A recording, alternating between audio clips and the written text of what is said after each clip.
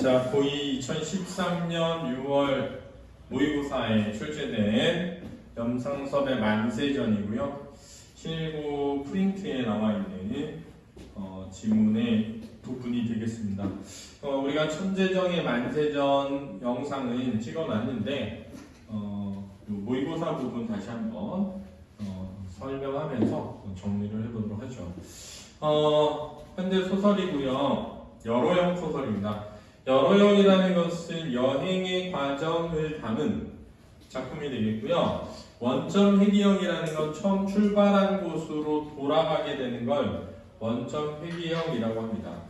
그렇죠? 일본에서 출발해서 서울까지 왔다가 다시 일본으로 돌아가는 그런 여러형 소설의 구조를 지니고 있죠. 그죠? 자, 그리고 주제는 이제 일제강점기 조선의 현실에 대한 비판적 인식.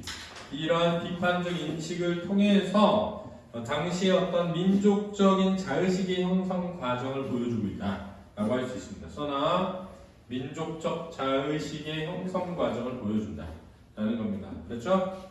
그럼에도 불구하고 이 내가 나라는 주인공이 이 현실을 바꾸기 위한 어떤 노력이나 이런 투쟁이나 이런 것들을 뛰어들지 못한 채 이제 원래 일본으로 돌아가게 되면서 현실을 바꾸는 어떤 실천적 주체가 되지 못하는 한계도 보여주고 있습니다. 지식인의 한계를요. 자, 줄거리부터 한번 같이 가보도록 하죠. 잘 들으세요. 조선 현실에 별 관심이 없던 동경 유학생인 나는 조선에 있는 아내가 위독하다는 전보를 받고 귀국하는 데에 오른다. 배에서 조선인에 대한 일본인들의 멸시적 태도에 반감을 느낀 나는 배안 목욕탕에서 일본인들이 나누는 대화를 듣게 된다. 이렇게 되네요. 그래, 그럼 훌륭한 직업이 무엇인데 어디 있단 말이오? 그랬습니다. 대화죠. 이번에는 그 시골자의 동행인 듯한 사람이 가만히 듣고 있다가 욕탕에서 시뻘겋게 달아오른, 나는 달아오른이에요. 몸뚱어리를 무거운 듯이 끌어내며 물었다. 그자도 물속에서 불쑥 일어서서 수건을 등 뒤로 넘겨서 가로잡고 문지르며 한번 목욕탕 속을 삐 돌아보고 다른 사람들이 자기네 이야기를 무심히 이 구석 저 구석에서 멱을 감는 것을 살펴본 뒤에 안심한 듯이 비로소 목소리를 낮춰 입을 벌린다. 자, 요 인물의 행동 묘사죠. 자, 대화 이후에 이 인물의 행동을 묘사한 부분에서는 이 인물의 행동을 묘사한 부분에서는 이 사람이 말하려고 하는 내용이 알았지? 좋은 이야기는 아님을 알 수 있게 해주는 거야. 알았지? 뭐냐면 남이 들을까봐 신경을 뭐하고 쓰고 있죠. 그렇죠? 다른 사람이 들을까봐 신경을 쓰며 걱정을 하면서 말하는 겁니다. 실상은 삐리링 삐리링이지 그랬네요. 삐리링 삐리링이지에 들어갈 속담 찾기인데요. 누워서 떡 먹기가 들어간다면 어떤 의미로 쓰는 거죠?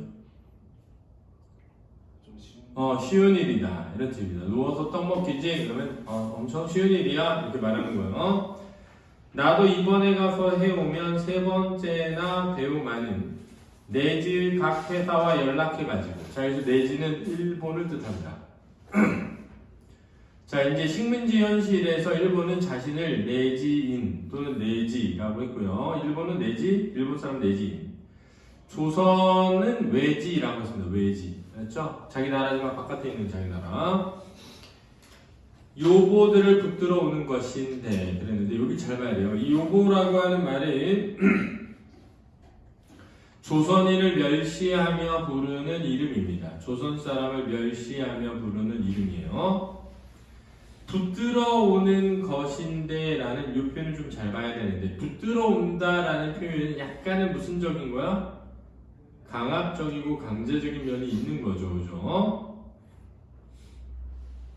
즉 조선 쿨리 말씀이요. 노동자라는 뜻이 하급 노동자. 농촌 노동자를 빼내오는 것이죠. 그런데 그것은 대개 경상남북도나 그렇지 않으면 함경도, 강원도 그 다음에는 평안도에서 모집을 해오는 것인데 그 중에서 경상남도가 제일 쉽습니다. 하하하 했습니다. 여기서 하하하라는 이 웃음은 사실은 비열한 웃음입니다. 비열한 웃음. 그렇죠? 비열한 웃음입니다.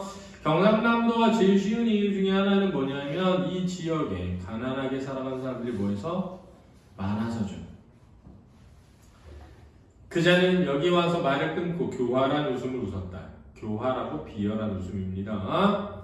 나 여기까지 듣고 깜짝 놀랐다. 그 불쌍한 조선 노동자들이 속아서 지상의 지옥 같은 일본 각지의 공장과 광산으로 몸이 팔려가는 것이 모두 이런 도적놈 같은 협잡 불황배의 술중에 빠져 속아 넘어가는구나 하는 생각을 하며 나는 다시 한번 그제의 상반대기를 쳐다보지 않을 수 없었다. 이 상반대기를 쳐다보는 이 감정은 분노죠. 분노. 그렇죠? 분노의 감정입니다. 자, 이런 게 뭐니? 징용이죠. 여러분 알죠? 징용이고 실제 우리나라에서 지금 그 미쓰비시 공업사를 대상으로 해서 소송을 한 게 이 강제징용에 대한 손해배상이죠. 그래서 대법원 판결까지 났죠? 누가 이겼어? 우리나라가. 그렇지? 그래서 일본 기업이 그 배상을 해주려고 했는데 누가? 아베, 신조 아베 일본 정부에서 기업에 그걸 배상하지 말라고 강제적으로 압력을 넣은 거예요. 그렇죠? 그런 다음에 일본이 우리나라의 관계를 그 배상 문제와 연결시켜서 관계를 끊으려고 했죠. 그러면서 수출 규제를 하기 시작한 거야. 그지? 웃긴 거는 그 과정에 수출 규제를 했는데 무슨 규제를 한 거냐면 우리나라로 수출을 못하게 한 거야. 이상하잖아, 그지? 수출 규제를 하는데 왜? 아니, 자기네 수입 규제를 해야지. 우리나라 수출 규제를 했단 말이에요. 왜냐면 우리나라의 주력 무역 상품들, 반도체나 이런 것들을 팔려면 일본으로부터 소재, 부품, 장비를 수입해야 되는 소부장이라요. 그래서 그걸 수출하지 않겠다. 너네 한번 당해봐라 이랬는데 엄청 단기간에 우리나라 내에 그 회사들로부터 기술 혁신을 이루어가지고 이제 소재 부품 우리나라 걸로 받아들이면서 일본이 오히려 되치기 당했었죠. 그러면서 일본 물건을 안 사겠다는 그 불매 운동 같은 게 막 펼쳐지고 했어요. 좀 지난 일인데 그게 이거랑 관련이 있는 거예요. 옳지. 그래서 이자의 형이 헌병군조라는 것을 듣고 이용할 작정으로 반성을 한 게로군. 자, 헌병군조라는 것을 듣고, 자 여기 잘 보세요. 헌병의 도움을 받아 조선인을 뭐 하는 거야? 속이는 거죠. 내가 조선인을 속여서 강제로, 그러니까 사실은 강제라기보다는 사기를 쳐서 일본으로 데려가는 거잖니, 그지? 이 조선인을 속여서 사기쳐가지고 일본으로 데려가는 과정에 헌병이 도움을 준다면 이를 수월하게 할 수 있을 거라는 생각이 깔려있는 거죠. 나는 이런 생각과 하여 보면 가만히 귀를 기울이고 앉았다. 그래서 가만히 귀를 기울이고 이 부분에서 그렇죠? 내가 이 이야기에 관심을 가지게 됨을 보여주고 있고요. 특히 이 관심을 가지게 된 내용은 조선인들의 엄청 억울하고, 그지? 분노할 만한 상황이라는 점을 잘 봐야 됩니다. 그렇죠? 자, 지식인 나는 크게 우리 민족의 현실에 관심이 없었잖아요. 그죠? 근데 지금 우리 민족의 현실에 뭘 갖기 시작하는 거야? 관심을 가지기 시작하는 거죠. 알겠니? 이게 바로 민족적 자의식의 형성이라고 하는 겁니다. 써나 민족적 자의식의 형성. 걸자는 그자예요. 벙벙이 듣고 앉아있는 두 사람의 얼굴을 이리저리 바라보며 빙고 웃으며 또다시 말을 했습니다. 왜 남섬 지방에 응보자가 많고 북으로 갈수록 장관이 이 남쪽은 내 지인이 제일 많이 들어가서 일본인이에요. 모든 세력을 잡았기 때문에 북으로 쫓겨나 만주로 기어 들어가거나 남으로 현해탄을 건너가거나 두 가지 중 한 가지 길밖에 없는데 누구나 그늘보다는 양지가 좋으니까 요보들 생각에도 1년 12달 죽도록 농사를 지어봤자 굶주린 배를 채우기는 고사하고 보릿고개에 시래기 죽으로 부증이 난다는 건 얼굴이 붓는 거예요. 돼질 지경인 바에야 번화한 동경과 대판에 가서, 대판이 어디니? 대판 일본이 일본, 알죠? 일본 지명 이름이에요. 흥청망청 살아보겠다는 요량이거든 생각. 그러니 촌의 젊은 애들은 말할 것도 없고 계집 애들까지 나도 하고 나서거든. 뭐 모집이야 쉽지. 그럴 거야. 아직 북선지방 우리 내진이 덜 들어갔기 때문에 비교적 편안히 사니까 응모자가 적지만. 자, 내진이 덜 들어가 비교적 편안히 사니까 이 말 보이니? 그럼 결국은 일본인들이 침략해 들어감으로써 편안하게 살기 어려워지고 있음이 드러나는 거야. 그렇지? 일본인들이 들어와 살기 시작하면서 조선인들의 삶이 피폐해졌음이 드러나는 거야. 그것도 미국을 원해 쪽박 차고 나설 거라. 미국을 원해 오래지 않아, 머지 않아 라는 뜻입니다.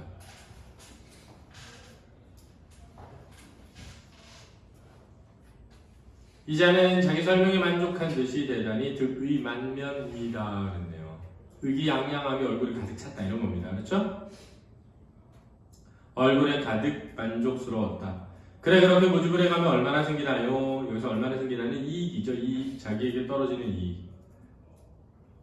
촌뜨기는 구수하다는 듯이 침을 흘리며 듣는다. 구수하다는 듯이의 의미는 뭐냐? 직유법인데 관심이 간다는 뜻입니다. 써나 관심이 간다는 뜻이.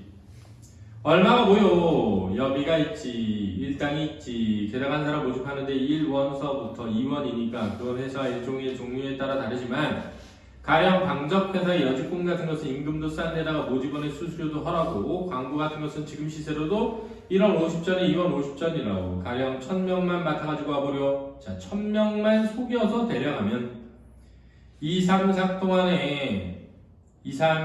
동안에 여비나 일당에서 남는 것은 그까지도 다 간두고라도 1,500~600원, 그 2,000원은 간대 없는 것일 게니. 자, 2,000원은 간대 없는 것이다. 이게 뭐냐면 충분히 벌 수 있다. 써나 간대 없는 것이다. 충분히 벌 수 있으니.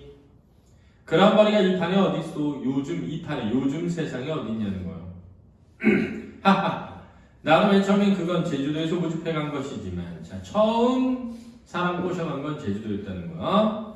그때 500명 모아주고 실살고로 남긴 것이 1,000원이었대요. 실살고로, 실제 이익. 두 번째는 올 가을에 800명이나 국회도 종미 한광에 보내놓고 2,000원 돈 들여놨다고. 자, 돈 벌었다는 거죠. 자, 이렇게 조선인들을 속여서 사기를 쳐서 돈을 벌고 있는 일본인들의 잔악한 모습이 대화를 통해 드러납니다. 노동자 모집원이라는 자는 입에 침이 없이 1,000원, 2,000원을 신이 나서 외치며 내면을 외치며 목욕탕 속에서 나왔다.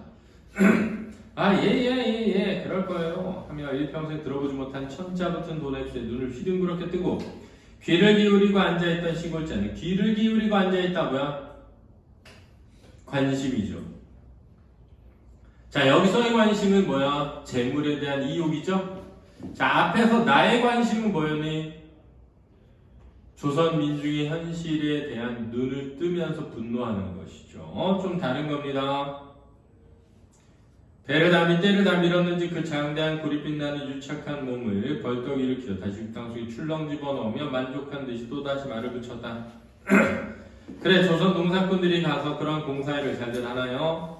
잘하고 못하는 것은 내가 아랑곳하겠소마는 하여간 요보는 말 잘 듣고 풀리만은 못해도 힘드는 일을 잘하는 데다가 삭전이 허라니까 안성맞춤이지. 그야 처음 데려갈 때는 품삯도 많고 일은 띠리리라고 누워서 떡먹기라고 푹 삶아야 하긴 하지만 푹 삶아야 한다고 뭐야? 이시야, 푹 삶아야 한다는 게 뭐야? 속여야 하지만, 이런 뜻이야. 속여야 하지만, 완전 속여야 하지만, 그래도 갈 노자며 처자까지 내리게 가게 해주고 게다가 빚까지 다 갚아주는데 제 아무런 놈이기로 아니 따라 나설 놈이 있겠소? 자, 서리법 다 따라 나선다. 한번 따라가기만 하면 전차가 있는데 전차는 미리 쓴 돈이 있는데 그야말로 도관에 든 쥐지. 함정에 빠지게 된다는 뜻이야. 일이 고되거나 품이 허락인 고사하고 굶어 돼진다기로 하는 수 있나? 야, 사람이 끌려가서